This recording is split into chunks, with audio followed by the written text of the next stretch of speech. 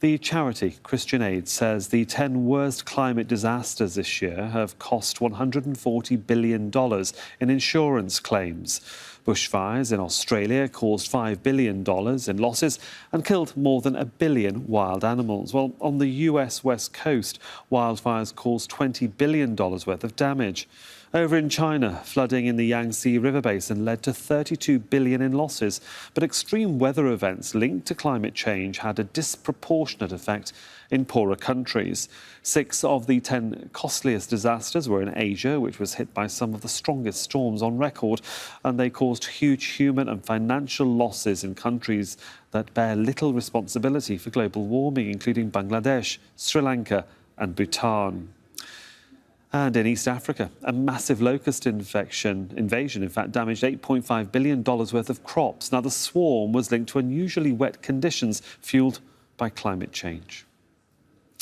Catherine Kramer is the climate policy lead at the charity Christian Aid. She joins me now from London. Good to have you with us on the programme. Can we just begin with the fact that we tend to look at climate change in terms of cost because developed countries seem to see the costs of rebuild and repair escalate, but the cost to poorer nations is as acute, be it their infrastructure is cheaper to deal with? Yes, that's right. I mean, this report did look at the 10 most financially devastating climate-related impacts of 2020. And as you say, each of them caused more than $1 billion of losses. But I think it's really important to note that these were the insured losses.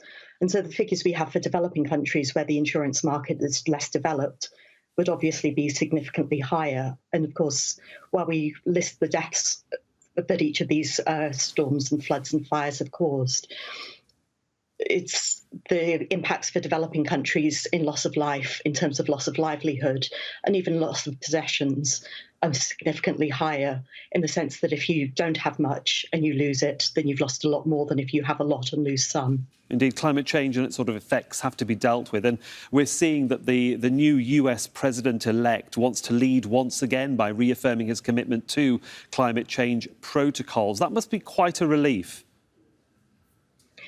It is very much a relief. I mean, the US is the biggest historical emitter, and without the US, it's very difficult politically to get other countries motivated, because we're in a situation of the tragedy of the commons, where climate change is a global problem.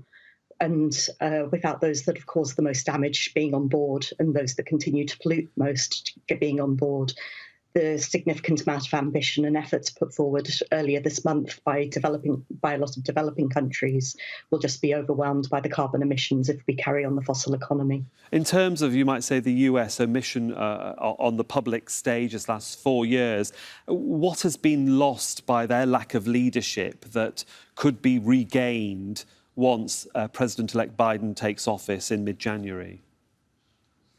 I think it's important to note that the US didn't stall all action. There was a huge amount of effort done by states and cities and a lot of work done subnationally.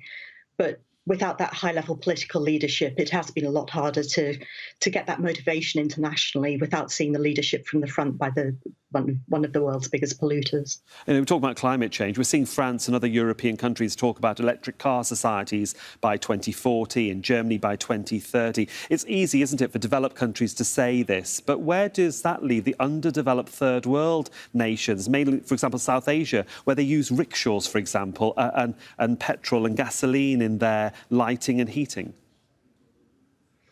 Well, I think this is where we need global solidarity. And for all that COVID-19 has been a global tragedy, there is the opportunity, if we do the economic recovery packages, to do it right. But this needs to be in global solidarity, so that we actually have not just countries trying to stimulate their own economies, but trying to actually start sustainable development across the globe.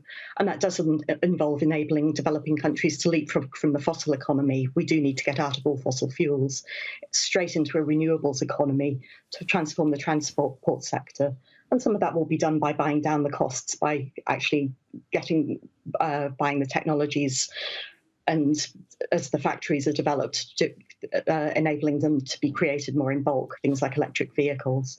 But that transition does need to be supported. And also developing countries need a lot of support for their adaptation to build their resilience against the kinds of climate impacts that we've talked about in this report. Real political face-to-face hard talk has been difficult during the COVID pandemic. I mean, there's much to discuss in Glasgow in 2021 at the next sort of COP26 gathering. What would you like to see top of the agenda, or what do you think is achievable in terms of some of the top subjects that could be discussed at that meeting?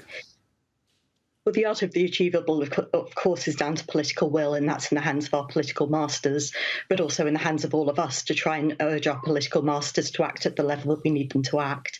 I think some of the big ticket things that need to be brought forward are greater emissions reductions pledges. We had a summit about 2 weeks ago that was online where different countries pledged what they would bring forward. But there were many of the larger countries that were noticeable by their absence. Obviously, the US hasn't had its change of government yet. Japan is due to come forward fairly soon with a new pledge. But we haven't heard anything from other G20 countries like Russia, Saudi Arabia, and some of the other really big economies that really do need to be putting action on the table.